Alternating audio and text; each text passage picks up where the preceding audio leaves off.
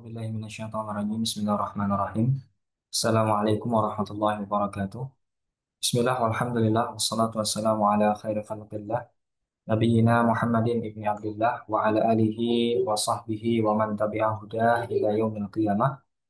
Nawaina ta'alluma wa ta'lima wa tadhakkura wa tadhkira wa naf'a wal intifa' wal ifadata wal istifadata wal hatha ala tamassuki bi kitabillahi wa sunnati rasulih والدعاء إلى الهدى والدلالة على الخير ابتغاء وجه الله ومرضاته وقربه وثوابه سبحانه وتعالى. أما بعد، معاشر المسlimin wal muslimat rahimani wa rahimakumullah. Kembali kita akan melanjutkan pembahasan kita dari kitab Maulid Al-Barzanji yang ditulis oleh Sayyid Ja'far Al-Barzanji. Dan insya Allah pada pertemuan kali ini kita akan melanjutkan pembahasan seputar masa kanak-kanak Rasulullah Sallallahu Alaihi Wasallam. Kita akan sedikit banyaknya mengetahui bagaimana perjalanan hidup Rasulullah SAW semasa masih dalam proses ya atau masih dalam masa kanak-kanak tersebut.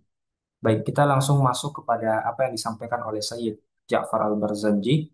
Qala al-musannif rahimahullah ta'ala wa nafa'ana Allah bi'ulumihi wa bi'ulumi masyayikhina fid dharain amin.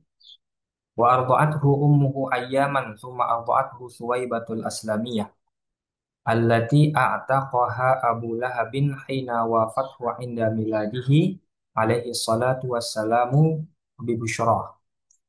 Di sini kita masuk ke dalam sebuah bab atau sebuah fasal yang berbicara mengenai siapa saja perempuan-perempuan ataupun wanita-wanita yang menyusui Rasulullah SAW ketika masih kecil ya atau masih bayi. Nanti kita akan temukan di sini disebutkan ada tiga orang ya, dan kita akan mulai bertahap satu persatu. Pertama adalah wa arda'athu ummuhu. Ya, jadi perempuan pertama yang menyusui Rasulullah SAW ya tentu adalah ummuhu, ibunya, ibunda apa namanya Aminah. Ya, ibunda Aminah ya, orang pertama, perempuan pertama yang menyusui Rasulullah SAW. Ayyaman, dan itu dilakukan oleh ibunda Aminah selama beberapa hari.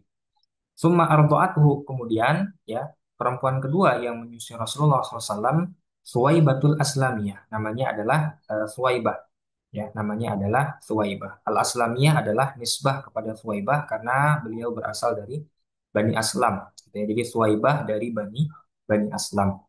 Nah, siapa Suwaibah ini? Suwaibah adalah allati a'taqaha Abu Lahabin, ya. Dulunya Suwaibah adalah seorang budak, ya, budak dari pamannya Rasul yang bernama Abu Lahab. Oke, Abu Lahab punya budak namanya Suwaibah.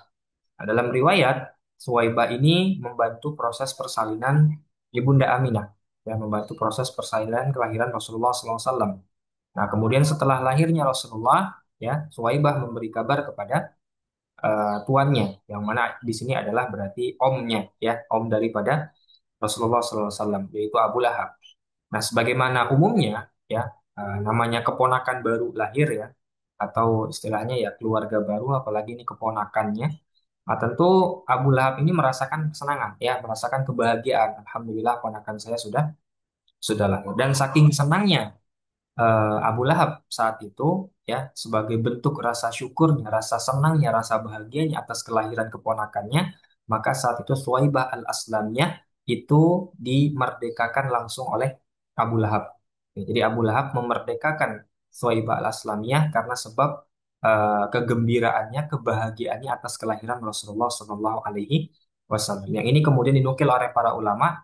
Ya, dalam beberapa riwayat dijelaskan bahwa Abu Lahab itu diringankan sedikit siksanya, ya, diringankan sedikit siksanya di hari Senin, ya, karena sebab kebahagiaannya atas kelahiran Rasulullah Shallallahu Alaihi Wasallam. Yang mana para ulama menyebutkan kalau Abu Lahab saja yang kesesatannya, kekafirannya, siksaannya di akhirat dijelaskan langsung oleh Al-Quran, tapi masih mendapatkan keringanan sedikit, ya, walau sedikit saja, ya, atas sebab kelahiran Rasulullah SAW, kebahagiaan Rasulullah SAW, maka tentu apalagi kita sebagai umat Islam yang mengikuti ajaran Rasulullah SAW, ya, kemudian merasakan kebahagiaan juga atas kelahiran Rasulullah SAW. Tentu ya pahala yang kita dapatkan tentu berlipat kali lipat. Ya, sementara Abu Lahab saja dapat keistimewaan, Apalagi kita yang tidak seperti Abu Lahab, tidak mengingkari Nabi, ya tidak, kemudian menentang Nabi, kita mengikuti aturan Nabi, mengikuti ajaran Nabi, dan bahagia juga dengan kehadiran Rasulullah SAW, kelahiran Rasulullah SAW. Ya, hina wafat wa inda miladi alaihi salatu wassalamu bibusyra. Ya. Fa'arda'athu ma'abniha Masruhin wa Abi Salamata wa hiya bihi hafiyah. Nah, berbarengan dengan Rasulullah SAW, Thuwaibah juga menyusui anak lain, ya bayi lain, gitu ya. Jadi selain Rasulullah ada beberapa perempuan yang juga beberapa orang yang juga disusui oleh wanita bernama Thuwaibah ini.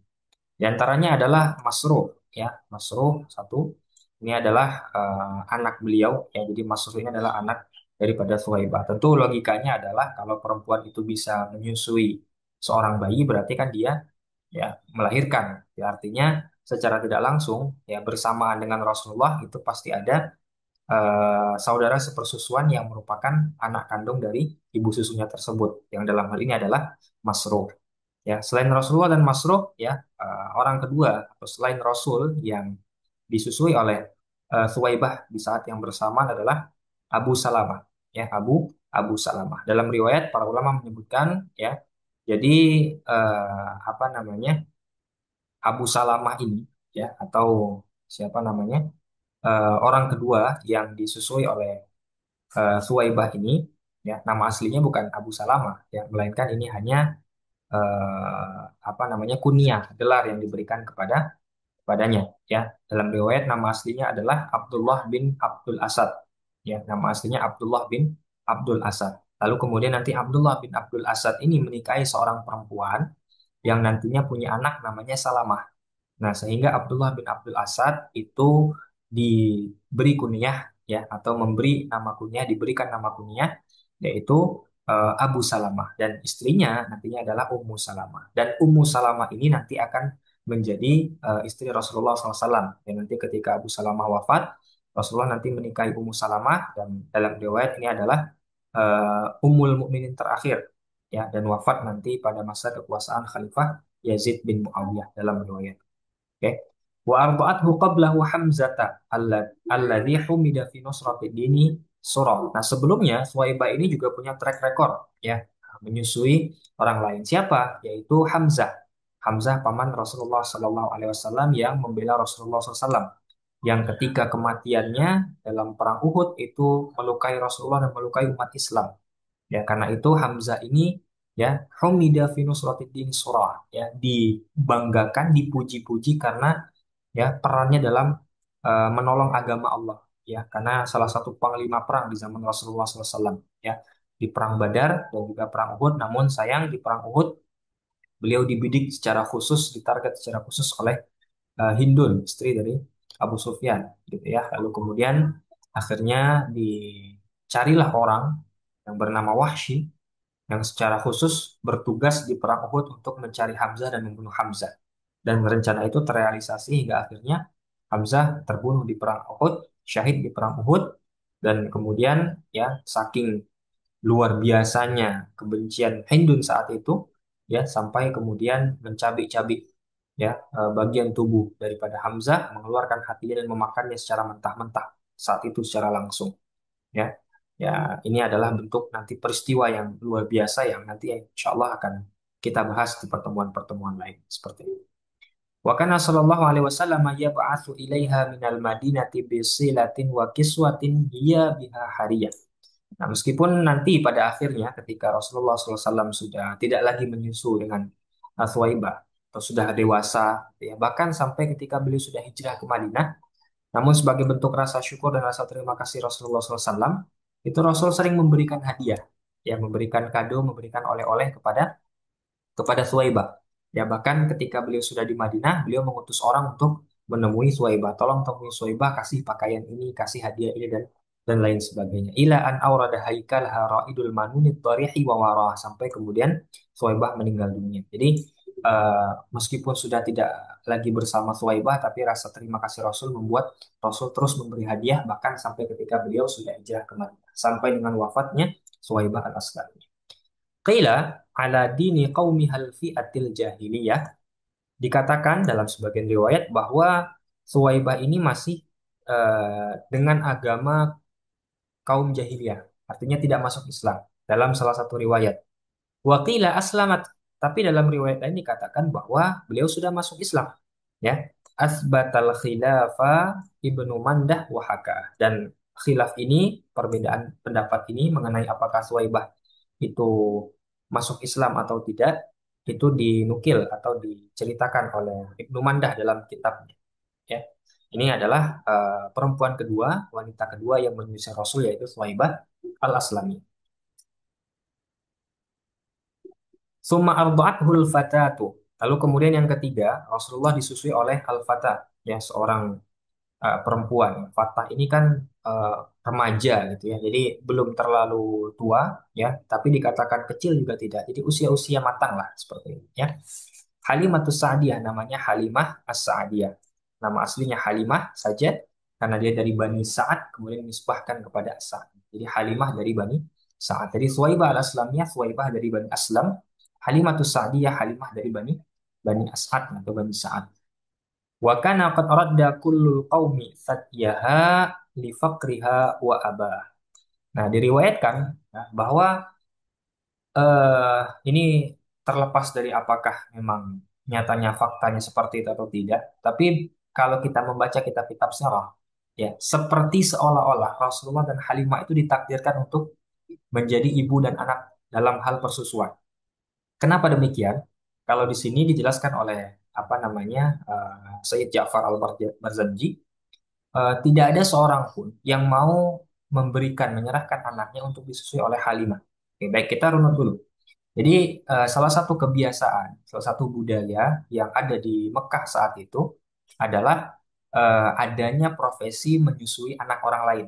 Ya, jadi dia punya anak, otomatis dia memiliki ASI, dan salah satu bentuk upaya usaha ya kerja yang bisa dilakukan adalah menawarkan dirinya siapa yang mau disusui oleh oleh saya, misalkan seperti itu. Nah, itu salah satu profesi saat. Nah, sehingga kebanyakan ini dilakukan oleh orang-orang dari pinggiran kota lah, ya, dari pinggiran tempat wilayah tertentu. Nah, kemudian ya pada masa tertentu ya banyak perempuan-perempuan itu datang ke kota, ke Mekah, kemudian mencari anak-anak bayi yang mau disusui, ya sekaligus nanti menjadi profesinya dia, gitu kan. Nah, menariknya Halimah ini tidak ada seorang pun yang mau. Ya, jadi nggak ada yang mau menyerahkan anaknya kepada Halimah. Kenapa? Melihatnya saja menggenaskan gitu ya, dalam arti, duh Halimah ini orangnya miskin, nggak punya apa-apa, nanti kalau anak saya disusui sama dia nanti ketiban sial lagi, misalkan seperti itu ya. Atau mungkin nanti anak saya malah jadi kenapa-kenapa, nggak terurus dan lain sebagainya, dia saja nggak bisa ngurus diri sendiri apalagi ngurus anak saya. Jadi Halimah ini nggak ada yang mau. Nah, di sisi yang lain, nah perempuan-perempuan yang tadi dalam tanda kutip mencari anak untuk disusui tadi, itu pun nggak ada yang mau sama Rasul, karena dalam pikiran mereka, bayangan mereka, Rasul itu kan anak yatim, ya, dalam arti gak ada ayahnya. Orang dalam pikiran mereka, kalau anak yatim berarti gak punya apa-apa. Kalau saya susui, saya nggak dapat apa-apa. Nah, sehingga kemudian gak ada yang mau untuk menjadi ibu susu dari Rasulullah SAW. Dan ketemulah plek di sini. Halimah nggak ada yang mau ngasih anaknya, Rasulullah nggak ada yang mau ngambil. Nah, sehingga kemudian ketemulah kedua ini seolah-olah seperti sudah ditakdirkan oleh Allah Subhanahu Wa Taala bahwa yang akan menjadi ibu persusuan daripada Rasulullah SAW kemudian adalah Halimah As-Sa'diyah ini. Ya. Fa'akhsaba aishuha ba'dal mahli qabla al-ashiyah wa darrasat yaha bidurri darrin albanahul yaminu minhuma wa albanal akharu akhahu. Ya, lalu kemudian pada akhirnya diserahkan kepada Halimah. Halimah merawat, mengasuh, menyusui apa namanya Muhammad kecil, ya, dan perlahan tapi pasti ya kehidupan daripada Halimah berubah. Ya, dimulai dari air susunya yang apa namanya berlimpah, ya, dan kemudian nanti akan diceritakan kehidupannya juga berubah, ya, tanaman-tanaman yang tiba-tiba tumbuh subur, hewan-hewan ternak yang tiba-tiba sehat-sehat, gemuk-gemuk, dan kemudian punya banyak anak seperti itu. Ya. Nah, ini salah satu keberkahan daripada mengasuh Rasulullah Shallallahu Alaihi Wasallam. Nah, diriwayatkan di sini dan diceritakan oleh Sayyid Ja'far al-Barzanji ya bahwa Rasulullah itu senang untuk menyusu kepada Halimah di bagian yang sebelah kanan. Ya, karena Rasul suka yang kanan. Nah, yang sebelah kirinya itu nanti untuk saudara sepersusuannya. Ya, saudara sepersusuan dari Rasulullah SAW. Diriwayatkan namanya Damrah. Ada lagi yang mengatakan namanya Abdullah bin Harith. Ini perbedaan pendapat yang kita tidak perlu untuk terlalu banyak menyelam di sana. Intinya bersamaan dengan disusuinya Rasulullah SAW juga ada saudara sepersusuannya yang tadi ada beberapa nama dalam riwayat yang disebutkan seperti itu. Nah, ini baru diceritakan oleh Said Barzanji ya, wa asbahat ba'dal huzali wal faqri ghaniyah, yang sebelumnya miskin jadi tiba-tiba kaya, dapat keberkahan daripada mengasuh Rasulullah SAW. Wasaminati syarifu ladaiha wasyiyah wanjaba an janibiha kullu mulimmatin waraziyah watarraza sa'du burda aisyihal hani wa wasya. Ini ceritakan oleh beliau tadi ya, sebagaimana telah kita jelaskan. Ya, kehidupan daripada Halimah itu berubah semenjak mengasuh Rasulullah SAW sebagai bentuk keberkahan mengasuh Rasulullah Sallallahu Alaihi Wasallam. Atirillahumma qabrahul karim bi'arfin syadiyyin min salatin wa tasbih. Baik, berikutnya Sayyid Ja'far Al-Barzanji lanjut mengisahkan mengenai masa kanak-kanak Rasulullah Sallallahu Alaihi Wasallam. Gitu ya.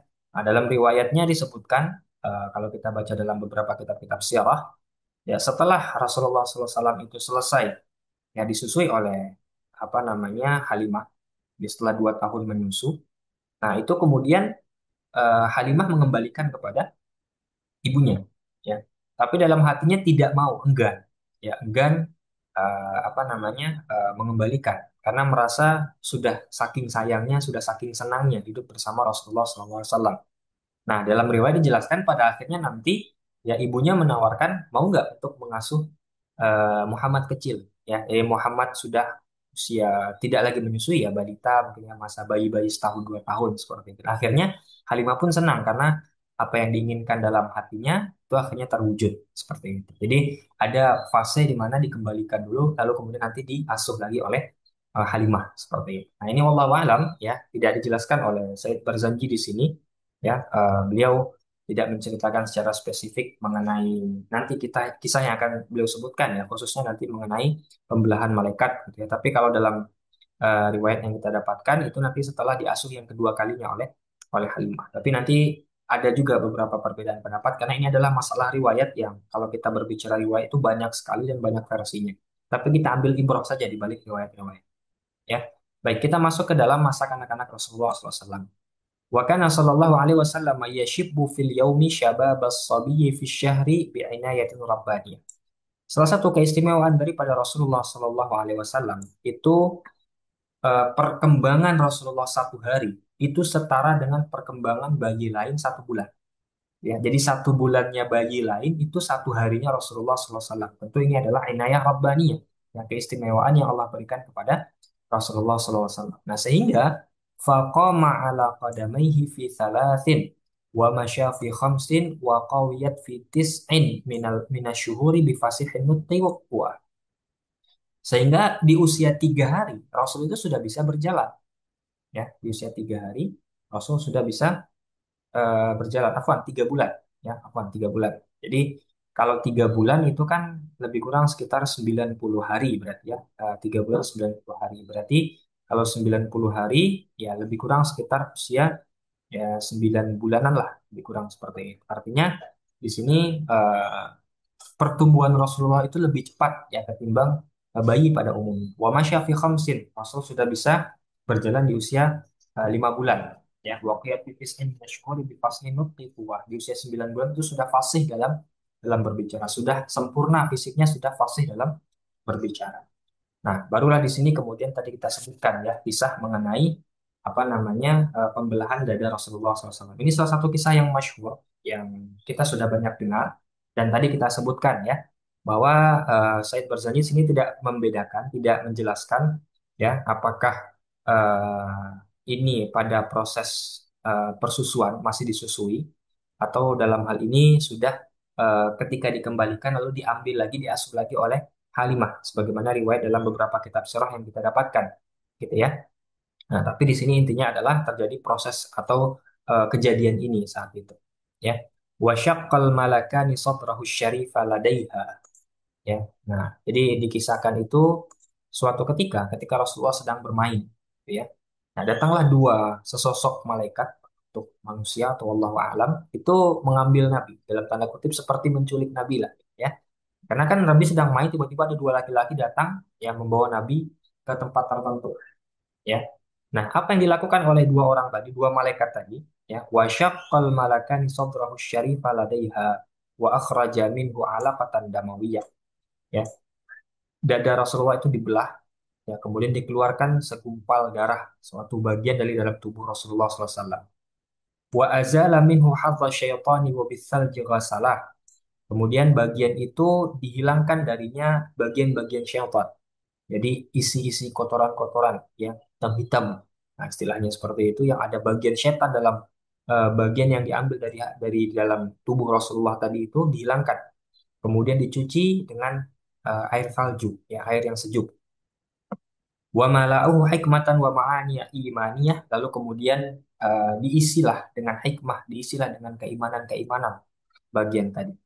Summa khatahu bi khatamin nubuwati khatama. Lalu kemudian setelah selesai proses semua itu, ya, dijahit kembali, ya, dada Rasulullah SAW, kemudian disegel, distempel, ya, dengan stempel kenabian. Ya, bagaimana bentuknya wallahu a'lam. Tapi intinya dalam riwayat seperti itu. Wa wazanahu. Ya, lalu kemudian malaikat tadi menimbang Rasulullah. Farajaha bi alfin min ummatihi ummatil khairiyah. Dan setara dengan 1.000 umatnya yang paling mulia.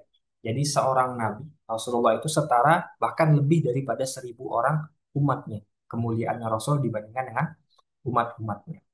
Ya, ini menunjukkan bagaimana kemudian setelah dibersihkan tadi, maka Rasulullah kemudian hanya menyisakan kebaikan-kebaikan dalam dirinya. Saya sering menyampaikan bahwa di sini bukan berarti Rasulullah itu terlahir dengan ada keburukan dalam hatinya, lalu kemudian dibersihkan oleh para malaikat, ya. Ini hanya secara isyarat. Saya sering sampaikan, ini hanya isyarat yang menunjukkan hal itu, ya, tapi tidak dalam hakikat sebenarnya bahwa Rasulullah terlahir dengan hati yang memiliki kotoran-kotoran itu atau lain sebagainya. Jangan dianggap seperti itu. Jadi ini hanya sekedar isyarat. Kadang ada beberapa peristiwa itu yang kadang tidak perlu terjadi tapi ingin menunjukkan, ya, diambil ibrahnya. Nah, kadang akhirnya kejadianlah yang seperti itu. Dan ini banyak sekali kisah-kisah dalam dalam hidup Rasulullah Shallallahu Alaihi Wasallam yang seperti itu.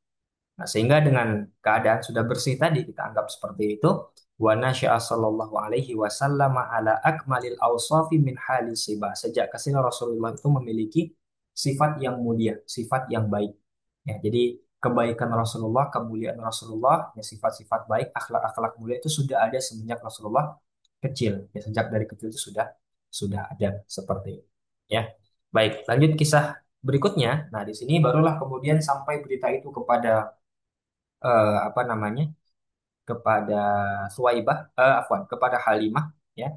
Lalu kemudian setelah beberapa saat, nah, Halimah ini khawatir kalau sekiranya nanti ada orang-orang jahat yang apa namanya ingin mengganggu Rasulullah SAW, ya, ingin apa namanya berniat buruk, ya, berbuat buruk kepada Rasulullah SAW, sehingga raddathu sallallahu alaihi wasallam ila ummihi wa hiya bihi ghairu safiyah. Akhirnya Halimah mengembalikan Rasulullah kepada ibunya, ya, meskipun saat itu ya Halimah dalam tanda kutip ya nggak ridho juga, nggak rela juga, karena tadi sudah saking sayangnya sama sama Rasulullah SAW, ya.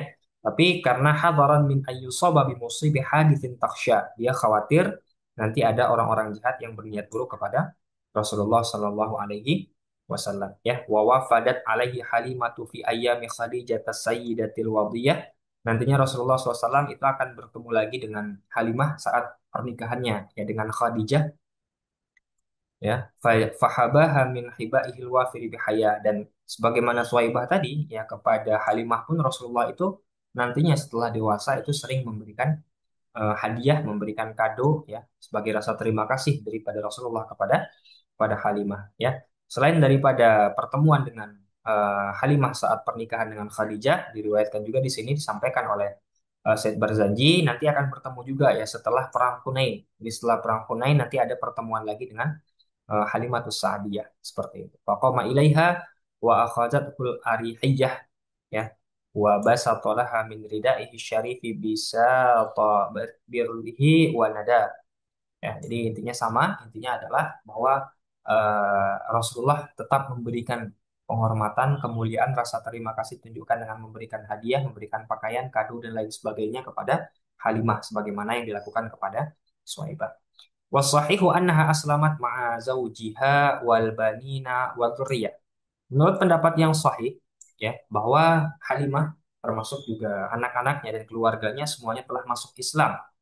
Waqad addahum fis sahabati jam'un min thiqatir ruwah. Bahkan sebagian atau banyak sekali sekelompok para perawi-perawi yang thiqah yang dapat dipercaya itu memasukkan apa namanya Halimah juga anak-anak daripada Halimah dan keluarga daripada Halimah termasuk ke dalam golongan sahabat Rasulullah Shallallahu Alaihi Wasallam. Jadi kalau Suwaibah itu masih dipertentangkan ya, ada khilafiyah.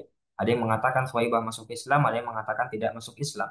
Tapi kalau Halimah, menurut pendapat yang sahih, itu beliau masuk Islam dan bahkan banyak ya perawi-perawi yang memasukkan Halimah termasuk ke dalam golongan golongan sahabat juga seperti ini.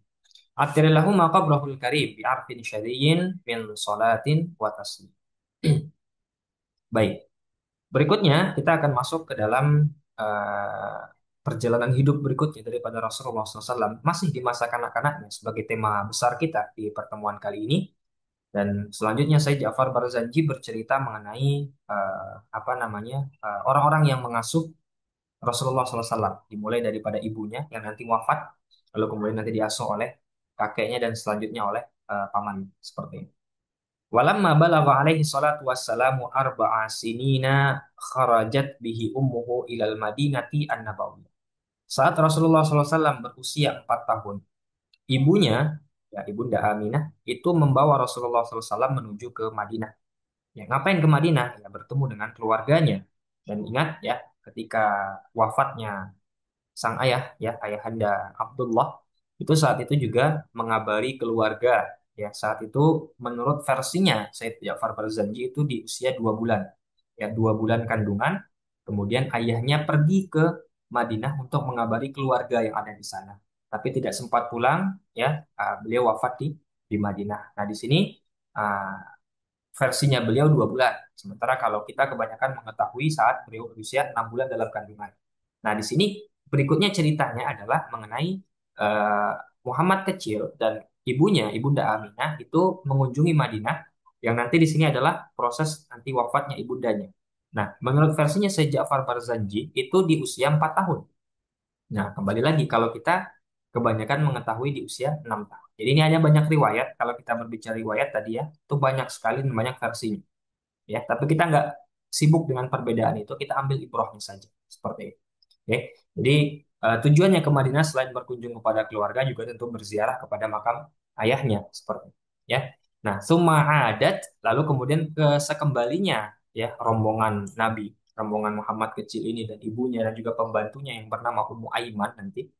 Nah, di tengah perjalanan di sebuah daerah yang bernama Abwa, ya, fawafat hal bil abwa'i au bil hajuni al wafah. Nah, di situ nanti ya ibunda Rasulullah SAW jatuh sakit dan kemudian diwafatkan di sana. Ya, nama daerahnya Al Abwa atau Syekh bil Hajun. Diwafatkan ibunda Aminah di sana. Ya, fahamalat wahadinatuhu Ummu Aiman al Habasyiyah. Lalu kemudian ya Nabi Muhammad kecil itu dibawa oleh pembantunya pengasuhnya yang bernama Ummu Aiman ya yang bernama Ummu Aiman allati zawwajaha ba'du min Zaidin ibni Harithah Maula yang nanti Ummu Aiman ini akan dinikahkan oleh budaknya Rasulullah yang bernama Zaid bin Harithah ya atau apa namanya anak angkatnya Rasulullah nanti yang bernama Zaid bin Harithah seperti itu. Oke, ini nanti ada kisah tersendiri seperti itu. Tapi intinya setelah wafatnya ibunda Aminah di Abwa, nah, beliau dibawa oleh pembantunya atau pengasuhnya yang bernama Ummu Aiman ini. Oke. Lalu kemudian diserahkan kepada siapa? Diserahkan kepada kakek beliau yaitu Abdul Muthalib. Jadi orang berikutnya yang mengasuh Rasulullah SAW setelah ibunya, ya setelah Halimah, lalu kemudian adalah kakeknya yang bernama Abdul Muthalib.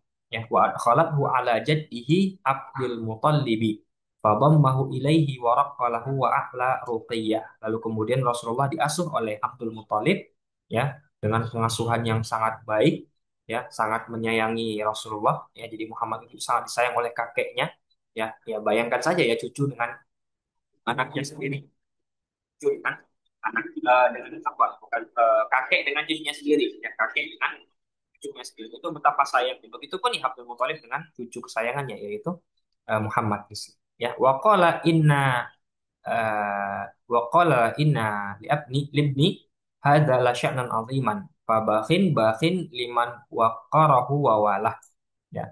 Cucuku ini, anakku ini, ya, ini memiliki kondisi yang luar biasa, ya, memiliki kemuliaan yang luar biasa. Maka beruntunglah orang yang memuliakannya, orang yang menghormatinya, ya. Walam tashku fi sibahu ju'an wala atashan qattu nafsuhu al-abawiyah. Diriwayatkan bahwa Rasulullah SAW kecil itu tidak pernah merasakan yang namanya lapar ataupun merasakan haus, tidak pernah mengeluh kelaparan, tidak pernah mengeluh haus, ya. Nah, kenapa? Karena memang dari kecil beliau itu tidak terbiasa mengeluh, ya, tidak pernah mengeluh dari kecil. Ya, kalau kita bayangkan kehidupan kita, ya, dengan Rasulullah itu betapa luar biasa kehidupan kita. Rasulullah itu lahir tanpa seorang ayah. Dalam arti ayahnya sudah wafat bahkan saat beliau belum lahir. Baru berusia 4 tahun versinya Said Ja'far, tapi versi kebanyakan kita 6 tahun. Beliau juga ditinggal oleh ibunya, gitu ya. Dalam kondisi tentu kehidupan yang belum baik-baik saja saat itu. Diasuh oleh kakeknya. Ya, maka nggak mungkin lah bagi seorang Rasulullah, bagi seorang Muhammad kecil dengan kondisi seperti itu banyak ngeluh kecuali kalau dia orang kaya raya yang kemudian terbiasa dengan kehidupan mewah, tiba-tiba nggak makan, tiba-tiba nggak minum ngeluh. Ini dari kecilnya sudah ya hidupnya dalam tanda kutip ya kesusahan seperti itu. Ya hidupnya sederhana sekali lah kalau kita nggak bilang susahan, ya. Artinya dari kecil sudah terbiasa dengan hidup sederhana apa adanya, sehingga ya tidak pernah mengeluh ya dengan rasa lapar, tidak pernah mengeluh dengan rasa rasa kenyang seperti itu. Wa katsiran ma ghada faghtada bima izam zama fa ashba'ahu arwa. Nah, banyak hari yang dilalui oleh Rasul itu pagi hanya sekedar minum air zam-zam saja. Cukup gitu ya, sudah mengenyangkan bagi Rasul di pagi hari minum air zam-zam. Baru nanti makannya di siang hari ya. Jadi nggak berlebihan. Pagi makan, siang makan, malam makan enggak. Jadi sudah terbiasa hidup susah di masa kecil jadi terbiasa jadi nggak banyak mengeluh seperti itu. Ya. Walamma unikhat bifina ijaddihi Abdul Muttalib mataya al-maniyah kafalahu ammuhu Abu Talibin syaqiqu abihi Abdillah. Lalu kemudian setelah kakeknya ya wafat, ya, lalu kemudian Rasulullah SAW berikutnya diasuh oleh pamannya, ya, saudara kandung dari ayahnya yang bernama Abu Thalib. Jadi Abu Thalib ini saudara kandung dari ayahnya yang bernama Abdullah. Jadi Abdul Muthalib punya anak namanya Abdullah, punya anak juga namanya Abu Thalib. Abu Thalib nanti adalah ayah daripada Ali, ya Ali bin Abi Thalib gitu ya. Jadi Ali dan Muhammad itu adalah saudara sepupu, ya saudara sepupu karena mereka ayah mereka sama-sama anak dari Abdul Abdul Muthalib. Jadi Rasulullah itu keponakan dari Abu Thalib, sepupu daripada Ali seperti itu. Faqama bi kafalatihi bi azmin qawiyyin wa himmatin wa hamiyah. Nah, ketika mengasuh Rasulullah SAW atau Muhammad kecil, ya Abu Thalib ini mengasuh dengan tekad yang sangat kuat, ya, penuh semangat, ya dan sangat melindungi anaknya ini. Ya, dalam riwayat wa qaddamahu 'ala nafsi wal banin wa rabbah. Ya, bahkan Abu Thalib ini lebih mengutamakan Muhammad kecil ketimbang dirinya sendiri, ketimbang anak-anaknya. Jadi Abu Thalib punya anak tapi lebih sayang kepada Muhammad Sallallahu Alaihi Wasallam. Ini menunjukkan betapa kemuliaan Rasulullah SAW itu sudah terlihat dari sejak sejak kecil seperti itu. Baik. Kemudian kita lanjut beranjak kepada Rasulullah SAW sudah mulai berusia agak remaja, ya, usia 12 tahun. Walamma balagha itsnatai asyrata sanatan. Ketika Rasul berusia 12 tahun, ya, rahala bihi sallallahu alaihi wasallam ammuhu ilal biladisy syamiyah. Rasulullah diajak mengembara, diajak pergi berdagang oleh pamannya ke negeri Syam. Ya, dalam riwayat dijelaskan ya banyak bahwa kebiasaan salah satu kebiasaan dari orang-orang Mekah saat itu adalah berdagang, yang mana mereka dalam waktu tertentu, kadang ke utara, kadang ke selatan. Ya, diceritakan dalam surat Quraisy gitu ya.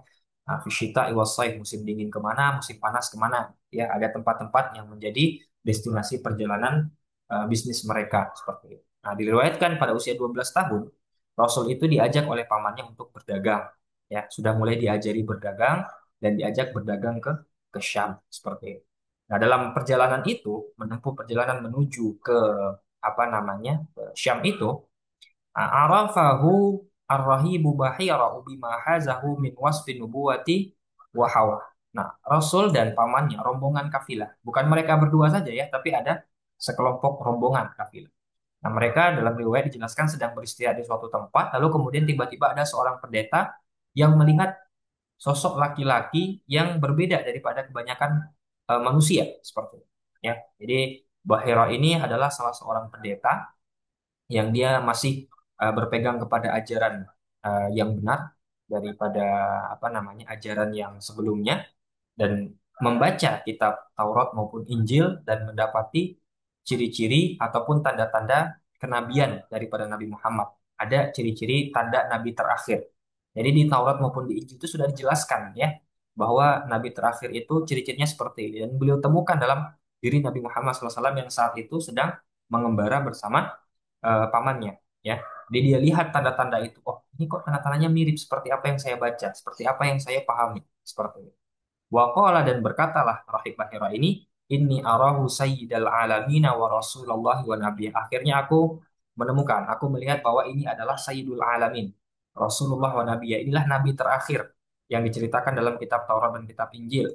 Ya, qad sajada lahu syajaru wal hajaru wa la yasjudani illa linabiyyin awal. Nah, beliau melihat bahwa apa namanya batu-batuan, pohon-pohon itu sujud kepada Nabi Muhammad SAW dan tidak sujud kepada selain daripada Nabi Muhammad SAW. Wa inna lanajidu na'tahu fi al-kutubil qadimah as-samawiyah. Kami mendapati tanda-tanda ciri-ciri kenabian itu ya bukan karangan kami, tapi kami membaca kitab-kitab suci terdahulu, membaca Taurat, membaca Injil, dan kami dapati sifat-sifat tersebut ada pada diri laki-laki ini. Ya, nah, wa baina katifaihi khatimun nubuwah. Nah, beliau juga melihat ya di antara apa namanya pundaknya Rasulullah SAW itu ada tanda-tanda kenabian. Ya, qad ammahun nuru ala yang diliputi oleh cahaya saat itu. Nah, sehingga kemudian dengan mendengar cerita itu Abu Thalib pun merasa kaget gitu ya. Dalam arti ini informasi yang benar-benar tiba-tiba ya. Nah, sehingga kemudian apa namanya pendeta Bahira menyarankan, menganjurkan kepada siapa? Pamannya yang bernama Abu Talib. Apa kata beliau? Wa amara ammahu, memerintahkan pamannya biraddihi ila Makkah, kembalilah ke Mekah ya. Jadi jangan lanjutkan perjalanan ke Syam. Ya, kembali ke Mekah ya, bawa pria ini, bawa laki-laki ini, bawa keponakanmu ini. Kenapa? Takhawufan alaihi min ahli dinil Yahudiyah. Khawatir nanti akan diperlakukan ya buruk, ada niat buruk dari orang-orang kelompok agama Yahudi yang sesat ya, yang jahat, yang juga mereka tahu tanda-tanda kenabian. Jadi ada beberapa orang yang tahu meyakini tanda-tanda kenabian, tapi mereka nggak mau menerima nabi. Nah, sehingga nanti ketika melihat ada orang dengan tanda-tanda itu, mungkin saja nanti orang-orang jahat ini akan berniat buruk kepada Rasulullah SAW. Maka untuk menghindari itu, bawa kembali ke Mekah. Jangan lanjutkan perjalanan ke Syam. Ya.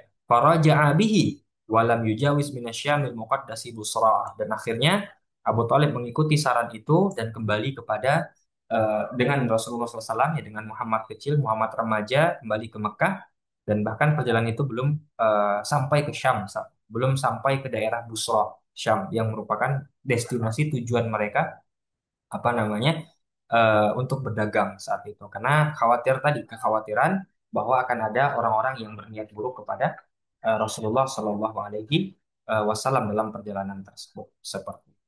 Wallahu alam, demikian dulu mungkin pembahasan kita ya di pertemuan kali ini.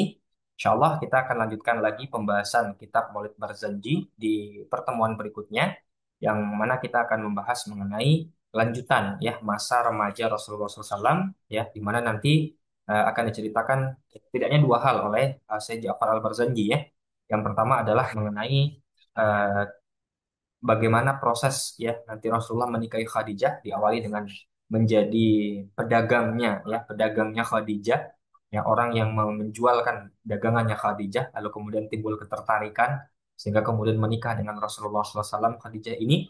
Dan nanti juga ada kisah mengenai hancurnya Ka'bah karena sebab banjir, dan di sana nanti akan terlihat bagaimana orang-orang takjub dengan sifat daripada Rasulullah Sallallahu Alaihi Wasallam. Mungkin demikian dulu pertemuan kita di kesempatan kali ini. Semoga bermanfaat.